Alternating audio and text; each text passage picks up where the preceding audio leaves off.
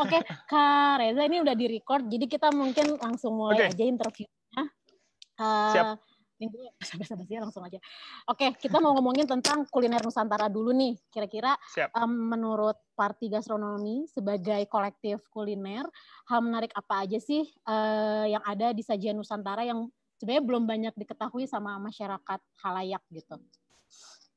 Oke, sebelumnya halo semuanya, saya Reza dari Parti Gastronomi. Pakai baju kantor nggak? Oh iya, bangga dong. Oke, terus tadi yang belum banyak orang tahu, sebenarnya kalau ngomongin, kita kan nggak ngomongin, kalau ngomongin kuliner Nusantara, kita nggak ngomongin sebuah skup yang kecil, Merauke, Miangas, sampai Pulau Rote gitu kan. Jadi kalau kita bicara soal makanan Indonesia, memang yang jadi kesulitan adalah terlalu variatif. Nah, tapi jadinya juga ketika ngulik seru sih. Nah, yang banyak orang nggak tahu sebenarnya itu ini bisa jadi pendapat pendapat kolektif atau pendapat pribadi si Parti Gastronomi atau saya gitu. Ada satu budaya atau teknik atau sebuah keilmuan gitu ya yang menurut kita itu wah canggih banget ya. Bahwa Indonesia itu kan negara tropis di mana ya kita tahu sendiri kalau negara tropis kan ya kita taruh sesuatu di luar dengan kelembabannya, dengan panasnya di Indonesia kita everything can be spoiled easily gitu. Nah, dulu tuh nenek moyang kita kayak gimana caranya berpikir untuk mengawetkan makanan-makanan tersebut dengan keilmuan yang sangat terbatas gitu ya.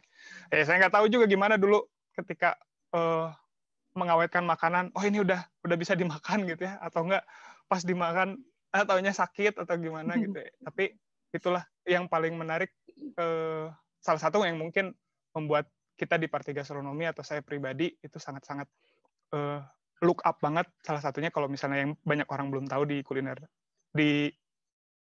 adalah budaya fermentasi atau mengawetkan makanan. Sebenarnya yang teknik fermentasi di Indonesia sendiri tuh memiliki keunikan sendiri ya dibanding teknik fermentasi di luar, misalnya yang cuman mungkin yang kita tahu ada cuman anggur atau wine gitu doang, atau mungkin ada, tapi sedangkan di Indonesia tuh bisa beragam gitu ya. Ya. Betul. Oke, kayak di buku Delicious Road-nya Parti Gastronomi sendiri kan explore ke 8 kota ya, bener nggak? Betul. Medan, Padang, Palembang, Banjarmasin, Samarinda, Purwokerto, Semarang sampai Manado. Nah, apa Betul. sih yang khatam ya aku ya? Saya aja kadang apa ya? Apa sih yang membuat ke 8 kota ini yang menjadi pilihan teman-teman Parti Gastronomi untuk dikunjungi gitu? Sebenarnya 8 kota tersebut, oke, jadi jalan-jalan kita kemarin itu, Telusur Rasa Delicious Road tahun kemarin itu, sebenarnya kita contracted sama sebuah institusi yang mengkontrak kita melakukan kegiatan masak-memasak di 8 kota. Nah, 8 kotanya tuh nggak disebutin apa aja sebelumnya. Nah, terus udah gitu, akhirnya oke, dapat ini. Terus kita kan nggak pengen, kan awalnya kita harus masak. Lalu kita, masak apa ya? Nggak pengen yang kayak, ya udah, masak sesuatu aja udah beres gitu ya. Kita pengen mengulik sesuatu yang kira-kira bisa jadi benang merah di antara 8 daerah tersebut atau 8 kota tersebut. Terus udah gitu, akhirnya riset. Tadinya pernah mau ngomongin soal durian karena durian ada di mana-mana, tapi kalau nggak musim gimana kan, bingung. Akhirnya ya udah riset lagi. Akhirnya waktu itu sempat rewatch film. Akhirnya tadinya tuh mau kita sempat apa dikurangin aja 8 kota, kalau nggak ada tema yang bisa menyambungkan 8 kota ini juga kayaknya nggak seru gitu. Akhirnya kita nemuin itu si budaya fermentasi. Akhirnya ya udah 8 kota tersebut kita iakan. Jadi sebenarnya kita untuk 8 kota sih kita nggak memilih ya, kita directed. Ini kotanya ini kita yang develop ceritanya baru gitu. Oh, jadi emang apa sih develop ceritanya setelah memilih kotanya ya? Jadi dipilihkan kotanya. Oh, dipilihkan kotanya. Oke. Terus Parti Gastronomi kan sempat karena sebagian besar orangnya dari Bandung nih ya, ada menurut teman-teman kakak-kakak Parti Gastronomi ada nggak sih karakteristik yang paling menonjol dari kuliner khas Bandung atau Jawa Barat? Kuliner Sunda lah ya mungkin ya, Iya, yang bisa ini. Walaupun nanti Bandung punya spektrum yang lain nih. Cuman dan ini juga pendapat pribadi kali ya. Saya nanti kalau ngobrol sama Ipin mungkin punya pandangannya lain. Saya tahu juga punya pandangan lain. Tapi buat saya karena saya lahir dan besar di Bandung, ketika membandingkan dari alhamdulillahnya juga kan pekerjaan saya membawa saya ke banyak tempat. Jadi ketika membandingkan memang yang paling mainly menu yang paling simpel itu memang makanan Sunda ya. Jadi kalau kita lihat makanan di beberapa daerah kan ada yang kita harus cook atau enggak kita harus memproses itu dengan cara yang cukup lama, lalu dengan perhatian yang khusus gitu ya, yang makan waktu gitulah. Dan tekniknya juga kurang lebih step-nya tuh banyak gitu. Nah, sedangkan kalau masakan Sunda itu kebanyakan sederhana. Lalu juga selain itu, kalau orang Sunda itu suka tekstur. Makanya kan sebenarnya kalau kita lihat mungkin salah satu populasi di Indonesia yang paling banyak mengkonsumsi makanan yang kriuk itu orang Sunda ya kayaknya. Ya mungkin daerah-daerah lain kalau makan nggak perlu pakai kerupuk gitu. Kalau orang Sunda nggak ada DDN gitu, nggak ada, wah itu kayak harus nih kayaknya gitu. Ya coba lihat aja kalau misalnya kita lihat kan nggak cuman kerupuk ya si tekstur tuh, tapi bisa juga kayak lalap gitu kan, lalap fresh juga kan itu merupakan masakannya misalnya teksturnya lembut gitu ya, terus dengan lalap yang segar itu kan kita tetap bisa ngejar si teksturnya. Dua itu sih setidaknya yang bisa membuat saya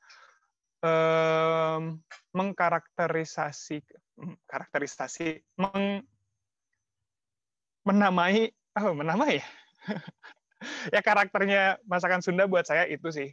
Kalau Bandung sih menurut saya spektrumnya beda lagi ya, karena Bandung kan metropolitan. Buat saya sih kalau Bandung itu tuan rumah yang baik karena memang hampir semua makanan bisa dari daerah-daerah lain bisa jadi sangat nyaman di Bandung.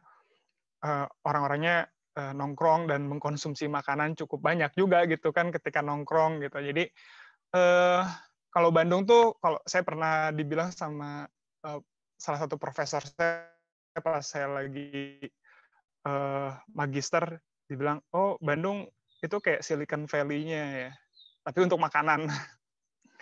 Karena memang ya apapun di Bandung ya bisa kita create gitu ya. Mau yang aneh sekalipun itu bisa laku gitu kalau misalnya dibuatnya dari Bandung gitu. Itu sih. Wah iya, apalagi Bandung dibilang kota kuliner juga kayaknya iya, karena mungkin banyak inovasi juga ya di Bandung. Betul. Kulinernya ya. Kayaknya yang banyak rasa-rasa yang aneh-aneh gitu dari Bandung. Cireng tuh bisa diisi macam-macam, padahal awalnya juga cireng cuma cireng aja gitu kan. Iya. Oh ya Kak, bentar, tadi kayaknya aku ada yang kelewat sedikit. Aku mau sedikit banget. Jadi waktu memilih 8 kota ini tuh Parti Gastronomi belum tahu bakal ngebahas tentang fermentasi. Tapi setelah dipilihkan 8 kota ini, ternyata mereka memiliki teknik fermentasi yang unik dan lain sebagainya, punya sajian fermentasi dari masing-masing kota ini gitu ya. Iya. Ada benang merahnya situ. Kalau boleh cerita sedikit sih sebenarnya kita punya si Parti Gastronomi itu punya share idol gitu ya. Kita punya salah satu idol yang memang kita look up banget, namanya Michael Pollan, seorang antropolog pangan dan seorang penulis juga gitu. Michael Pollan itu punya salah satu publikasi yang sangat fenomenal, judulnya Cook. Nah, si Cook ini dari buku dijadiin film. Nah, terus udah gitu, karena si bukunya nggak tahu di mana, saya lupa naruh sebenarnya. Terus udah gitu, kan di Netflix ada tuh. Terus sebenarnya iseng karena memang cari ini aja sih, cari inspirasi. Terus pas nonton Mbah Polan apa ya? Nonton, sudah gitu di salah satu scene di film dokumenter yang disadur dari buku Cook itu, ada bagian mengenai fermentasi. Terus di bagian fermentasi itu kayak di nggak tahu kenapa kayak senang untuk ngerti. Jadi benar-benar menarik bagian yang fermentasi. Sampai salah satu saintis yang diwawancarai di scene itu ngomong bahwa fermentasi itu dia menamainya delicious rot. Terus kayak di situ di stop, ini nih kayaknya di situ momen dimana wah kayaknya ini nih kita punya nih. Terus pas dicek itu beneran di stop, terus dikira 8 kota. Oke, Palembang punya apa? Oh, Palembang punya tempoyak. Sumatera, oh ada dia. Oh, ada nih ternyata 8 kota. Udah oke, bungkus 8 kota ngomongin fermentasi gitu. Maksudnya namanya juga delicious rot gitu kayak. Iya, memang apa katanya bahwa ini memang membusuk dalam artian secara ilmiah beneran membusuk ya, tapi ternyata dari hasil deformasi zat, struktur, tekstur gitu ternyata membuahkan rasa yang mungkin ini bisa berbeda, cuman quote unquote lebih enak gitu. Ya. Tapi itu juga skill banget ya, memfermentasikan bahan makanan gitu. Sebenarnya kita juga makan tempe juga fermentasi kan. Dan yang aku baca yang dari Purwokerto itu kan itunya tempe kan ya, si yang di tempe. buku ya kan. Terus kayak iya tempe itu kan kacang kedelai yang difermentasikan dan itu tuh enak gitu. Terus yang lain-lainnya aku nggak pernah nyoba sih, tapi kayaknya penasaran, kayaknya enak-enak. Oke deh, kalau gitu kita masuk. Dengan berkembangnya tren hidup, tren diet vegan atau vegetarian, itu tempe itu kayak sangat, jadi banyak yang mau ngeklaim gitu. But we proudly have tempe gitu historically. Iya. Di Amerika apalagi banyak kok di Jepang, di UK, Eropa itu banyak yang udah kayak bikin dari mikro dari skala rumahan sampai yang beneran pabrik tuh udah mulai ada yang bikin tempe sendiri. Wow. Gitu. Nice. Wow, oke. Nah, kita berarti langsung aja deh masuk ke segmen ngomongin tentang fermentasi. Tadi udah kejawab ya mengapa, tapi mungkin bisa dijelaskan lebih rinci lagi. Kenapa sih ngangkat topik fermentasi dalam penelusuran rasa Parti Gastronomi tahun kemarin? Nyambung dikit lagi aja kali ya, karena tadi kan sebenarnya ceritanya udah dari karena si dari si abis nonton benar stop, terus udah gitu kita searching dan ada di 8 kota itu. Terus di perjalanannya sebenarnya kenapa akhirnya kita mantap untuk yang ngomongin ini, karena kita lihat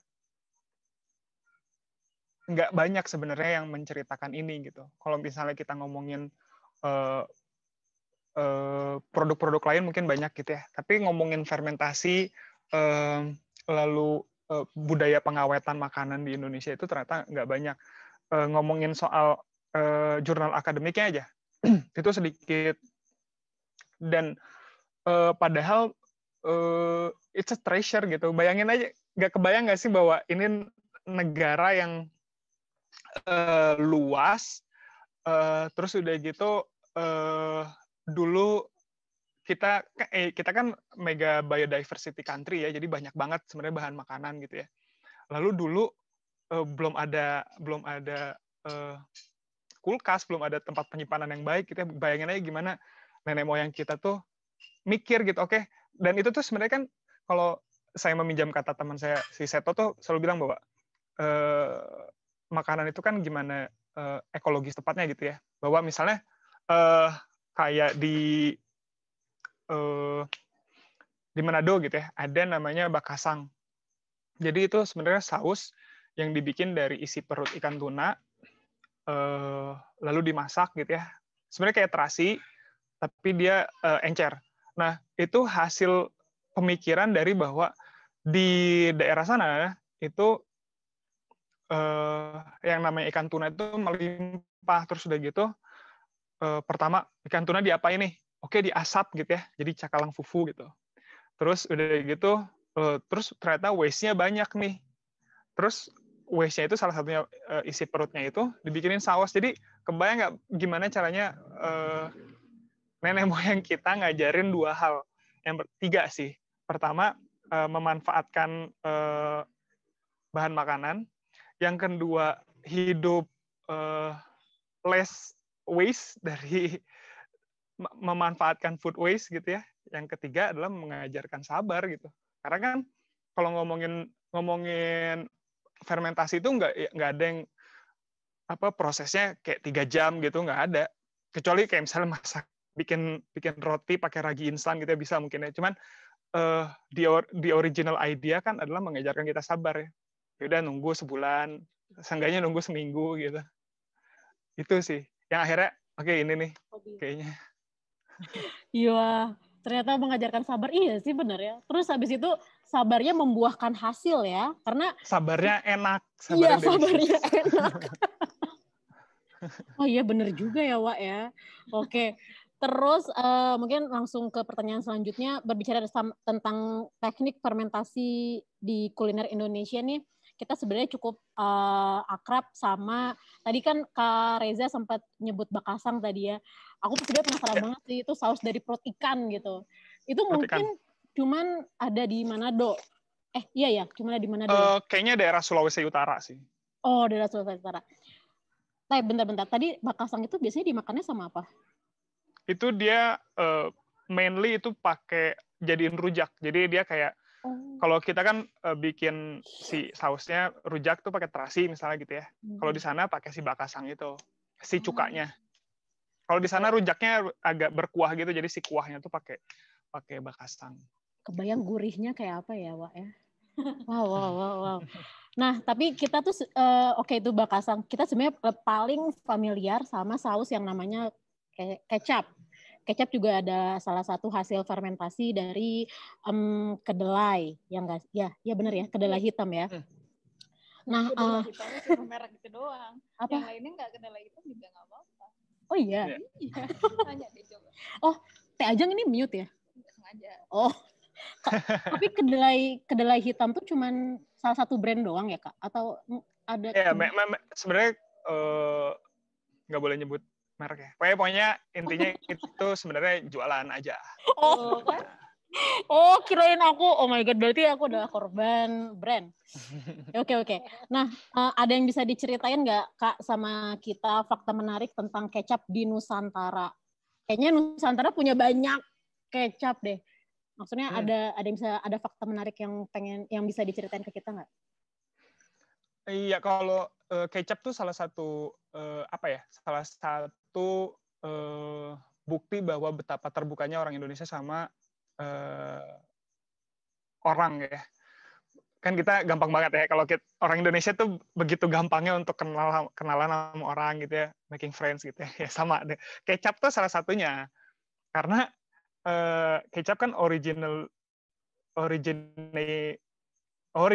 itu datangnya dari Asia Timur ya, dimana dulu di abad 17, saya nggak bisa ngomongin soal histori karena bukan fortunate-nya saya, tapi intinya pada saat itu kan banyak bangsa yang masuk ke Indonesia, salah satunya dari Asia Timur. Nah, di Asia Timur sendiri kan soyu atau soy sauce gitu dalam padanan yang paling ini dalam bahasa Inggris gitu ya, itu kan udah ada dari abad ke berapa ya, kalau nggak salah saya baca ya, itu dari abad ketiga atau keempat itu udah ada yang mendokumentasi bahwa soy sauce itu udah diproduksi, atau soy sauce 1.0 tuh udah ada gitu. Nah, saudara-saudara kita yang dari Asia Timur ini kan ketika mencari penghidupan di Indonesia kan pada saat itu kan membawa beberapa produk, salah satunya adalah si soy sauce. Soy sauce itu kan asin ya. Nah, ternyata itu tuh tidak, ketika mereka misal memproduksi lagi gitu di sini tuh makanan-makanan kan akhirnya dari situ orang-orang dari Asia Timur datang, ada yang nambang, ada yang jualan makanan gitu ya. Nah, yang jualan makanan itu pakai soy sauce yang asin itu ternyata nggak laku. Akhirnya dimodifikasi. Akhirnya kan diserap bagaimana orang Indonesia bisa lebih menerima, salah satunya adalah penggunaan gula merah dalam pembuatan si kecap. Akhirnya yang kecap tadinya asin menjadi manis, walaupun kecap itu kan mereknya banyak banget ya. Dan banyaknya kalau kecap di Indonesia itu selain yang merek-merek besar gitu ya, sebenarnya lebih banyak itu kita kayaknya punya 100-an kali ya, mungkin bukan pabrik merek kecap gitu. Tapi saya nggak tahu ya, itu more or less di seluruh Indonesia, setidaknya yang terdokumentasi itu kurang lebih segitu. Dan kebanyakan resep keluarga turun-temurun. Dan beda-beda sebenarnya kecap itu. Jadi kalau soy, jadi si ide awalnya adalah si soy sauce yang asin. Terus ketika di Indonesia ada penggunaan gula merah. Tapi itu juga mungkin ya let's say itu kecap 2.0 gitu ya. Tapi seiringnya jalan itu karena memang setiap keluarga itu kayak punya resepnya masing-masing, itu bahannya jadi bertambah. Ada yang pakai star anise, bunga lawang, ada yang pakai rempah-rempah yang lain gitu ya, kayu manis dan lain-lain. Sampai ada yang pakai kaldu sebenarnya. Jadi makanya kalau si Seto tuh dia koleksi kecap. Jadi dan Seto tuh satu dari banyak orang yang koleksi botol kecap, karena setiap kecap itu punya rasa masing-masing, beda-beda gitu ya. Terus ya keren nggak sih kayak lihat printingan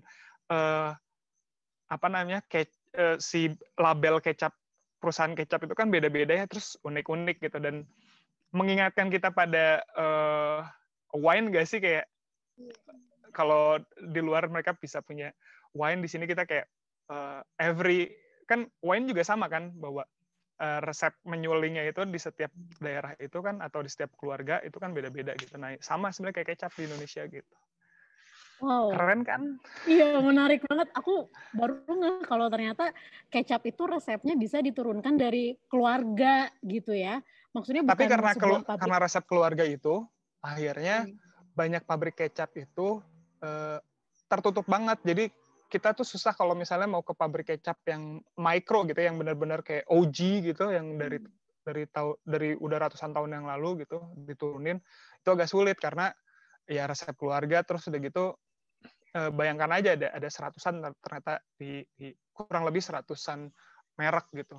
Ada beberapa yang akhirnya diakuisisi sama brand-brand besar ya, sama PT-PT besar gitu, diakuisisi. Tapi ya kecapnya ternyata nggak cuma satu merek atau dua merek, tapi banyak banget. Nah, tadi menarik juga kalau mengetahui bahwa kecap itu soy sauce, terus apa sih soyu, sebenarnya itu cita rasanya asin, tapi ketika di Indonesia itu kurang laku dan dikasih gula merah alias gula Jawa ya, dan menghasilkan jadi cita rasa yang manis, dan ternyata itu lebih disukai di Indonesia ya. That's why kecap manis tuh kayaknya lebih familiar dibanding kecap asin gitu ya. Betul. Mungkin nggak tahu ya, mungkin itu tidak terjadi di semua tempat, tapi setidaknya mungkin di Jawa itu kejadiannya seperti itu gitu. Awalnya akhirnya merebak gitu ya. Karena pattern yang sama terjadi sama lumpia.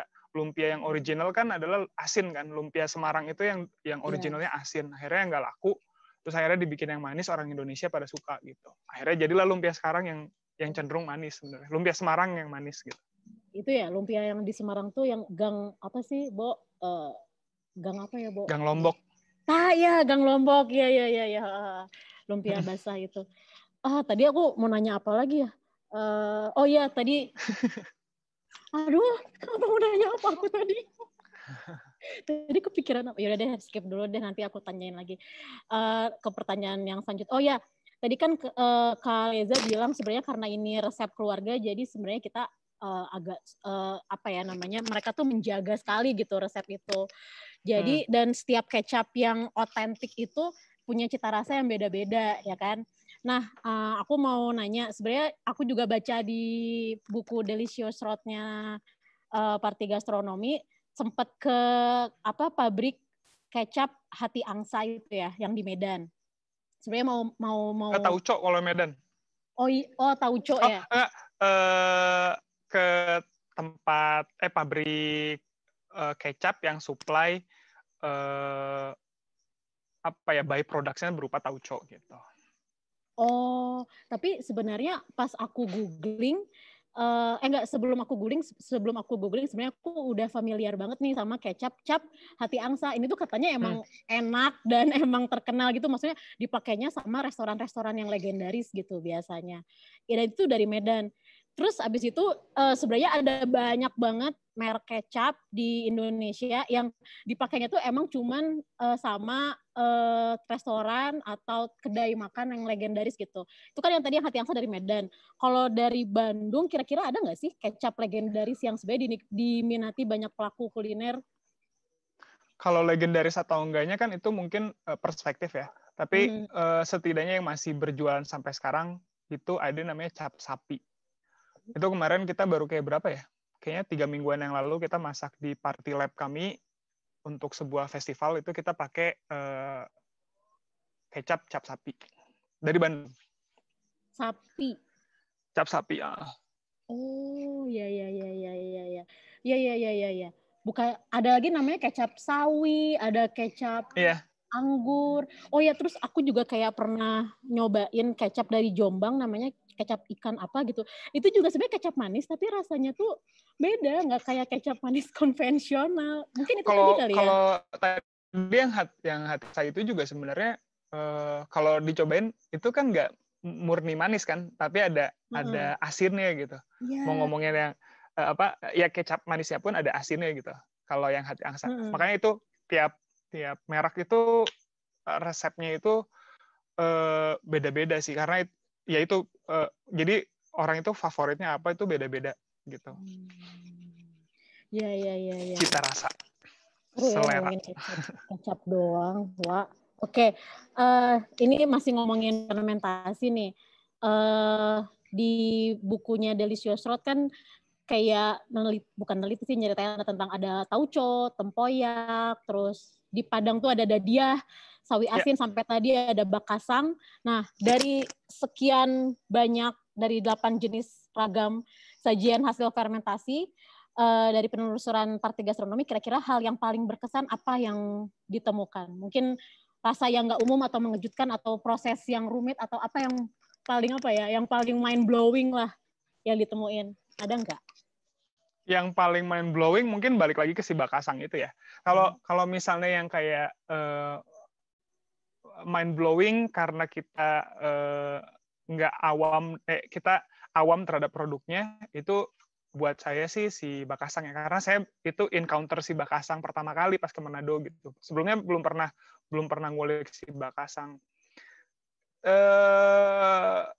Agak unik sih produk ini, karena bayangin aja isi perut ikan dimasak dan difermentasi gitu. Jadi ketika kita cium aromanya itu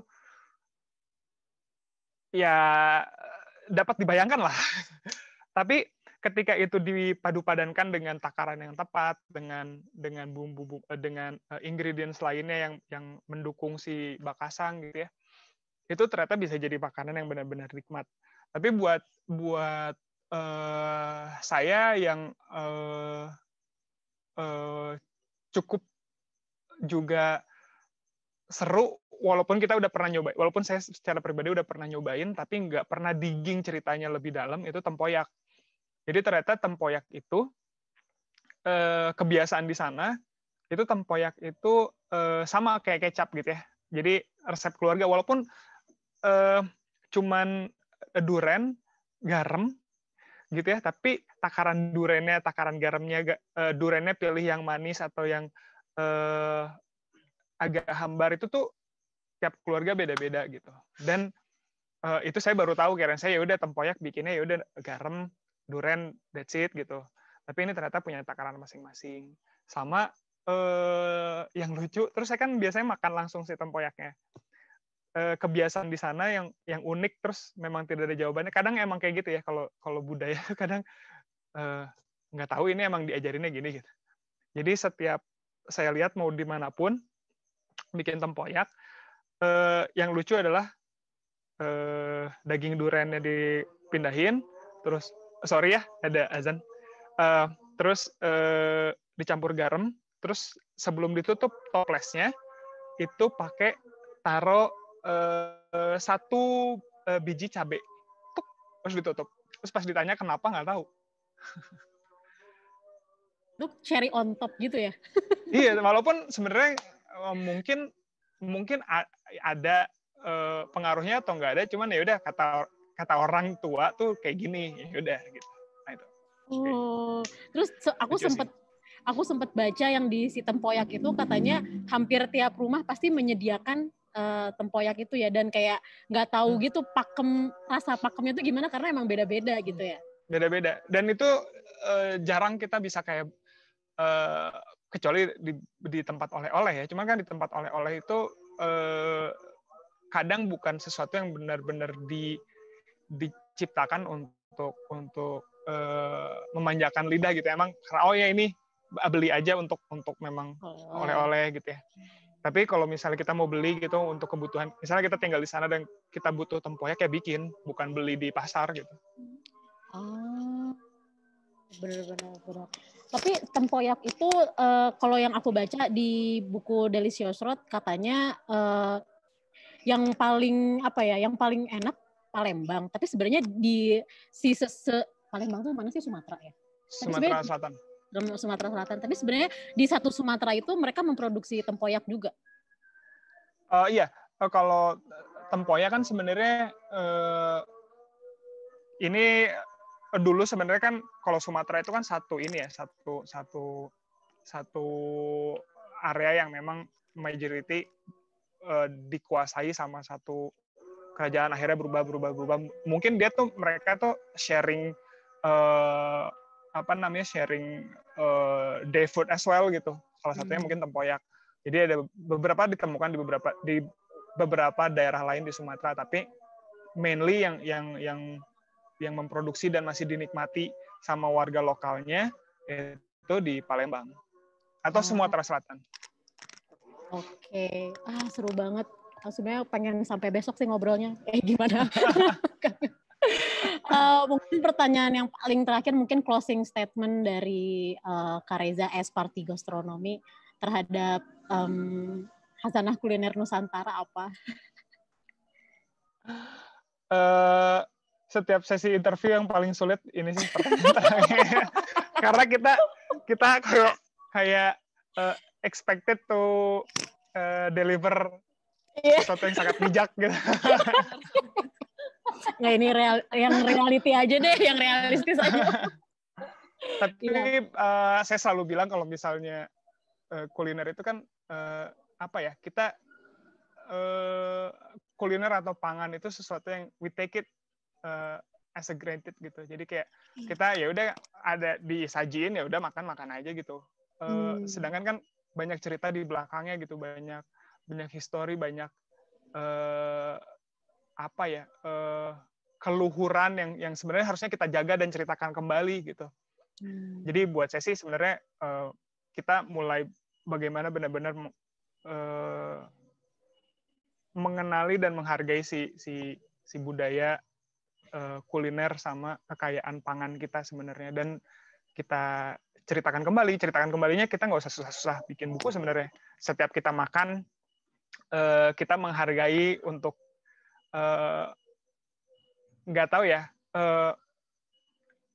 benar-benar agak sentimental sih buat saya, karena makanan itu sesuatu yang sangat commemorating gitu. Jadi ketika ada terus kita cuman jujur, enak banget gitu, kayak there's a lot of things that we can talk and then we honor the food gitu. Malah mau meninggal. Iya, saya nggak mau sih. Belum. Jadi saya suka bercandain tuh kalau misalnya ada teman yang kayak gitu. Oh ya silakan duluan, saya sih belum. Saya makan dulu aja. Oh ya, jadi gimana kita menghargai makanan itu ya? Karena makanan Ya, sebenarnya budaya juga ya, di belakangnya juga ada story yang panjang gitu. betul. Apalagi leluhur, apa sih tadi dari leluhur juga. Nilai luhur Nilai luhur. dari makanan itu sendiri. Iya ya. Oh ya Kak, aku pengen sebenarnya tadi kelupaan di awal-awal kita belum nanya tentang latar belakangnya terbentuknya Parti Gastronomi ya. Mungkin sekali malah ditanyain terakhir lagi. Maaf ya, tadi aku lupa soalnya. Jadi sebenarnya Nggak awal apa-apa, ini di-cut-cut kan? Iya, iya sih. Ya nanti habis ini bakal ada editor videonya. Jadi sebenarnya awal terbentuknya Parti Gastronomi itu gimana sih dan kenapa sampai memutuskan kayaknya seru nih kita bikin kolektif kuliner gitu. Gimana tuh? Apalagi yang kalau yang aku lihat latar belakang Kak Reza, Kak Seto, Kak Ipin tuh beda-beda gitu. Apa yang menyatukan kalian memang ini ya topik kuliner ya. Tapi maksudnya gimana ceritanya gitu? Oke, sebenarnya kita kenal tuh jauh lebih awal dibanding Parti Gastronomi. Jadi dan inisiatif kuliner setidaknya sampai sekarang sih itu masih sebuah yang abstrak gitu. Jadi kalau misalnya ditanya, ya jadi Parti Gastronomi apa sih? Inisiatif kuliner apa sih? Saya selalu bilang di Parti Gastronomi kita selalu bilang kuliner inisiatif ya kayak band aja. Cuman kalau band bikin lirik, bikin musik, recording, album, konser gitu ya. Kalau kita ngulik makanan, kita R&D, terus kita ceritakan, ada yang sebagian bikin buku, ada yang sebagian bikin konten, terus kita ceritakan ulang, terus kita sajikan juga kalau yang kita masak gitu ya. Bedanya itu aja sih. Beliau bilang kayak gitu. Kuliner inisiatif itu sendiri sekarang sih masih sangat jarang ya. Kita setidaknya yang satu angkatan itu yang bareng-bareng terus itu teman-teman dari Jakarta, Lazy Susan, itu sama teman-teman dari Jogja namanya Wharton House. Selain itu kayaknya masih ada beberapa, cuman kayaknya juga sedikit jumlahnya gitu. Nah akhirnya itulah Parti Gastronomi gitu. Nah tarik mundur ke belakang sebenarnya saya kenal sama Om Ipin dari beberapa project dari 2013-2014 kayaknya udah agak lama. Terus Om Ipin dulu punya Open Table namanya. Karena dari dulu juga saya udah ngulik soal makanan. Akhirnya di suatu ketika Om Ipin itu kayak bantuin dong ngerjain si Open Table. Dulu Open Table itu pop up restoran yang dikerjain sama Om Ipin sama almarhum Lukman Gunawan. Terus suatu ketika saya diajakin, terus kayak akhirnya ngobrol, nyambung, dan lain-lain.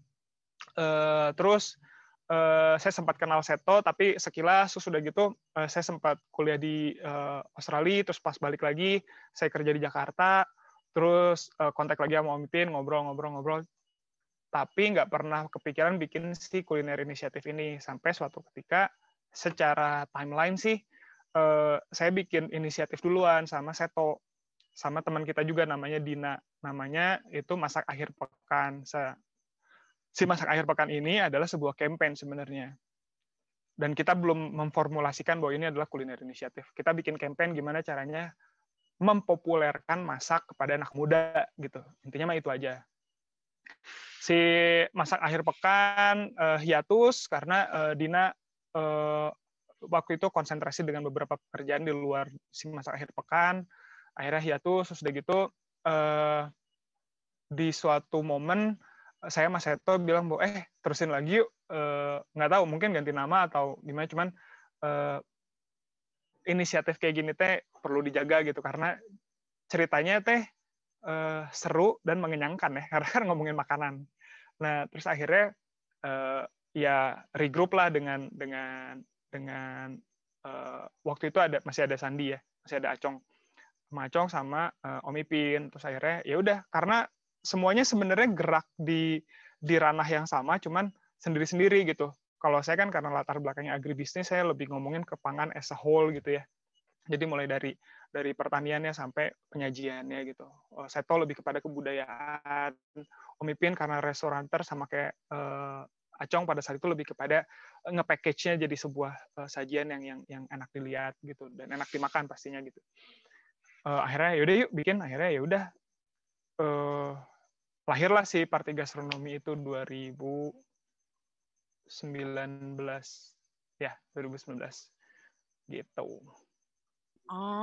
Terus habis itu mulai dari situ akhirnya banyak program yang dilahirkan deh kayak Telusur Rasa, terus sampai yang terakhir kemarin yang pas pandemi Bagi Rasa itu ya.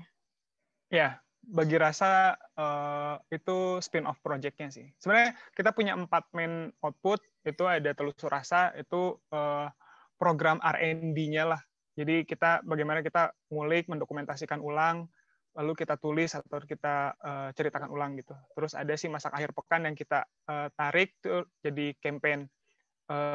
Lalu si Open Table, jadi kita kadang juga tetap bikin si Open Table yang tadinya dikerjain Om Ipin dan almarhum Lukman Gunawan, kita tarik dan kita jadikan salah satu output yang dikerjakan sama Party Gastronomi kalau misalnya ada dining service atau lunch yang mau kerja bareng. Sama yang terakhir, alhamdulillahnya kita bisa punya dapur mungil di Sadang Serang, namanya Party Lab. Jadi kita dari jalan-jalan itu karena saya sering dinas keluar kota, Seto juga sama, terus nanti Om Ipin juga, terus kita datang ke lab, terus kita masak, gue bawa oleh-oleh nih, yuk masak, gitu.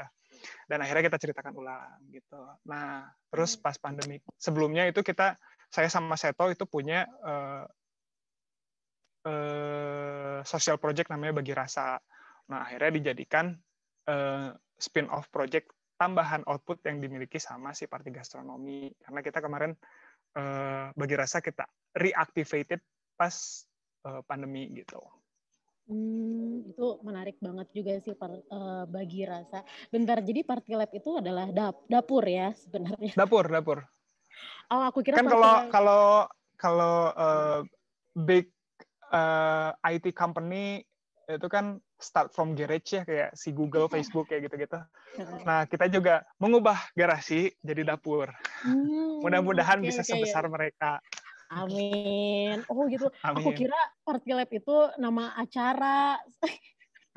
Jadi waktu itu aku pernah kayak nge-instastoryin apa sih namanya buku Delicious Road itu. Terus aku kayak penasaran sama satu makanan yang namanya slam ya, yang di situ tuh. Nah, terus habis itu dibales sama kakaknya, sama adminnya Party, katanya yaudah nanti dimasakin di Party Lab. Aku kira Party Lab itu adalah acara. Iya, itu jadi ditunggu Party Lab-nya. Terus ternyata itu dapur ya, Wak ya. Dapur yang memang terbuka untuk semua orang sih. Jadi kalau misalnya pas kita lagi masak di dapur, kita kadang kayak ada temen yang pada saat itu hari itu misalnya kita udah janjian nih, saya sama Ipin janjian ke Party Lab masak gitu ya. Terus kadang ada teman-teman yang saya mau janjian juga setelah dari Party Lab atau enggak sebelumnya janjian gitu, atau enggak Ipin juga sama, Seto juga sama. Kadang kita udah dah main aja ke ini daripada gue pindah-pindah lo ke Party Lab terus kita masakin gitu. Jadi terbuka sih. Wah, gitu. Oke, terakhir. Jadi kalau habis ini ada project apa lagi nih teman-teman Party Gastronomi? Kita tuh nggak tahu sih, banyak yang bilang kenapa sih kalian nggak pernah istirahat, cuman ya ada aja gitu ya, alhamdulillah semangatnya gitu. Sejauh ini sih ada beberapa project yang lagi kita kerjain, beberapa sih masih pitching ya, jadi kita belum bisa cerita banyak. Cuman mudah-mudahan doanya 2021 sih kita tetap bisa jalan-jalan lagi, bertelusur rasa lagi. Nah, yang lagi ongoing, lagi dilakuin itu ada 2 sebenarnya yang bisa saya ceritakan. Pertama itu sama seperti kalian, itu kita juga kita involve di Hellarfest. Jadi tanggal 29 itu kita akan ada acara yang hybrid, itu mengaktifasi sebuah kedai kopi tua, namanya kedai kopi Mang Ikin di bilangan Stasiun Bandung. Jadi nanti teman-teman yang mau boleh sambil promosi colongan. Jadi tanggal 9 teman-teman yang mau mampir, mau lihat tempatnya kayak gimana, Mang Ikin itu sebuah kedai kopi yang udah ada dari zaman kemerdekaan, terus masih pakai katel yang tua, masaknya juga masih cara yang benar-benar ya beda lah daripada coffee shop yang lain gitu ya, daripada warung yang lain. Kita bakal bikin kayak pop-up brunch session gitu, terus juga kita akan ada live session untuk ngobrolin soal kopi dan kota Bandung gitu. Jadi itu yang paling dekat. Lalu selain itu juga kita lagi ngerjain buku kedua kita, jadi si Telusur Rasa Online yang kemarin dilakukan selama berapa tuh? 2 bulan deh, pas lagi anget-angetnya pandemi nih, si Telusur Rasa Online itu mau kita bukukan. Jadi cerita-cerita dan kisah-kisah yang disampaikan sama teman-teman kita itu mau kita bukukan agar itu bisa dibaca nggak hanya sama teman-teman yang kemarin ikutan sesinya, tapi lebih banyak lagi. Harapannya seperti itu. Mudah-mudahan targetnya sih Januari beres. Doakan. Yeay. Amin. Yeay, berarti bakal ada buku lanjutan lagi ya. Dan ini bakal menarik banget karena kotanya juga lebih luas. Lebih banyak. Narasumber. Enggak sih, sebenarnya kalau daerahnya sebenarnya tetap 8. Jadi kita percaya tetap 8 deh. Angka bagus ya 8. Jadi 8 kota tahun 2019, tahun 2020 8 juga. Daerahnya 8 tetap. Daerahnya tetap 8 ya. Tapi ini maksudnya lebih jadi melengkapi kota yang sebelumnya ya. Maksudnya lebih beda kan ya sama yang 2019. Yeay! Ditunggu kelahiran bukunya ya, Kak. Amin. Oke, Teh Ajeng ada yang mau ditanyain? Di mute. Oh, ya udah kalau gitu, Kak Reza, kita makasih banyak atas seluruh informasi dan sharing-sharing yang diberikan. Semoga ini semua dapat menjadi pahala. Naon sih gue? Bener. Dapat ya, semoga Kak Reza berpahala. Amin ya rabbal alamin. Maksudnya semoga ini semua kita nggak apa-apa ya, ini kita nanti semua hasil rekornya mau kita bereferensi buat acara Jalan Jajan tanggal 21 nanti. Nanti kalau Kak Reza mau join quiz kita juga boleh sih. Tapi aku jadi deg-degan. Siap. Oh iya, tapi Kak Reza tahu jawabannya ya. Ya udah nggak apa-apa. Oh, jawabannya dari sini. Iya. Udah kalau gitu. Makasih banyak Kak Reza, sukses Parti Gastronomi. Atur nuhun jajan makan. Iya, nanti kita colek lagi. Jalan jajan apa jajan makan? Jalan jajan. Jalan jajan. Iya, jalan jajan. Kita belum besar banget sih, ini cuman baru langkah kecil kita, karena kita bisa dan kita juga nggak ada yang expert di bagian kuliner atau sejarah, jadi kita hobinya belajar dari yang ahli gitu. Kemarin sempat tapi keren. Keren loh. Siapa? Oh, makasih. Sama itu tuh Mas Harnas dari Jalan Sutra. Bali dia. Itu mentor kami. Iya. Wah, luar biasa sekali sih ngobrol sama Mas Harnas dan Mbak Lita. Bali dia. Bali dia Tanut. Gue singkat jadi Lita. Iya benar. Oh, iya. Ya, luar biasa sekali. Makasih Kak Reza. Mungkin siap. Sukses jalan jajan. Iya, makasih, sukses juga Parti Gastronomi tanggal 29 di Kopi Amin. Assalamualaikum. Ya. Waalaikumsalam warahmatullahi wabarakatuh.